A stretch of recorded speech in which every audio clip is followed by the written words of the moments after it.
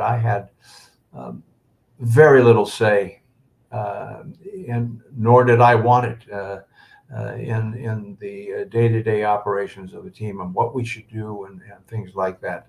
Uh, Kenny was my friend and my mentor, and I trusted him to make whatever decisions were necessary for the good of the team. So the answer to the question is that in terms of Frank and Brian and who we got and things like that, he was the man on point and made those decisions.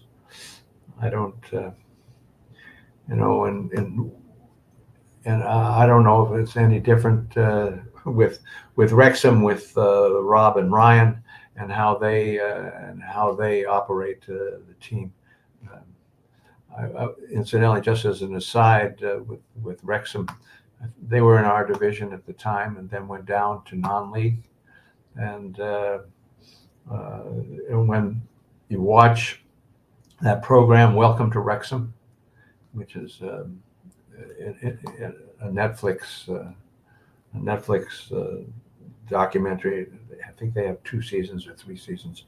Really good. They had all the same problems, only more modern than I had.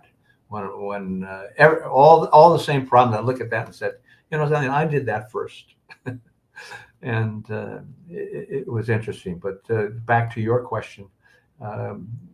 I trusted that I didn't know what I was doing, and to insert myself into any of those management decisions I thought wouldn't have been correct.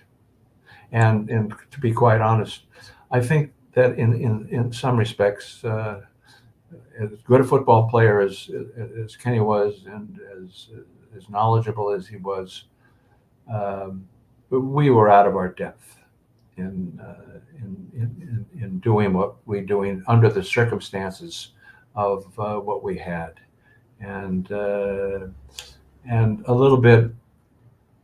Then toward the end, a little bit was restricted because I had made the decision that it looked like a bottomless pit for me, and in terms of money, and I wasn't prepared to fund any more than I had funded, and that probably restricted Kenny a little bit. But I think as a general proposition, he and me, but and I don't blame him. He's a good guy, and really did the best that he could. We were over our heads a little bit there, and then we got opposition from the few remaining shareholders that remained, and we didn't have, I think, as good a fan base to support us as we necessarily did, because, and this is moving on a little bit, perhaps beyond your question, but then we were concerned about what it was that we were going to do and how we were going to raise money, and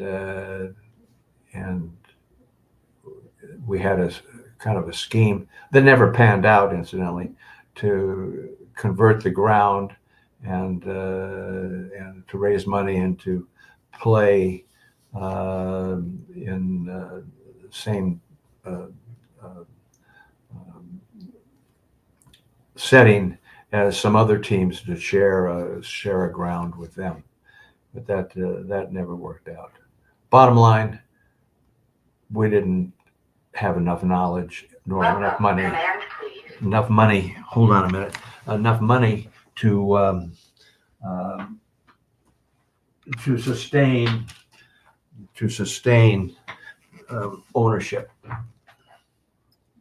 It's interesting, some of the things you say there, because Mark Palios, the current owner, has talked about wanting to leave Prenton Park 40 years on from you wanting to leave, because it's a ground that doesn't make money. And I imagine that's probably more exacerbated now than it was then, because he wants to use it for conference events and other things that can make money on a non-match day. But even so, it wouldn't have made money back then either. And I imagine when you floated the idea of selling the ground, it met quite a lot of opposition. And is this where you're saying you didn't, to go almost right back to the start of the interview, you hadn't quite understood the kind of cult or tribal nature of English football fans and how important things are and history are to them?